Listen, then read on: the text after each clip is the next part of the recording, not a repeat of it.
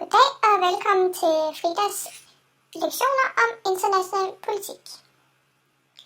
I dag skal vi snakke lidt om realisme og realismeteori inden for international politik. Realismen og dens mange varianter er den dominerende internationale politikteori.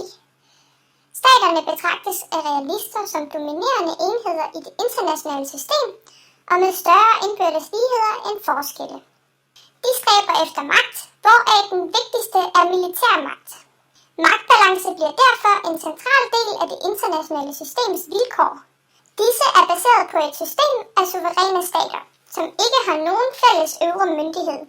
Eftersom alle stater prøver at skaffe sig sikkerhed og magt, hersker der en slags anarki i systemet.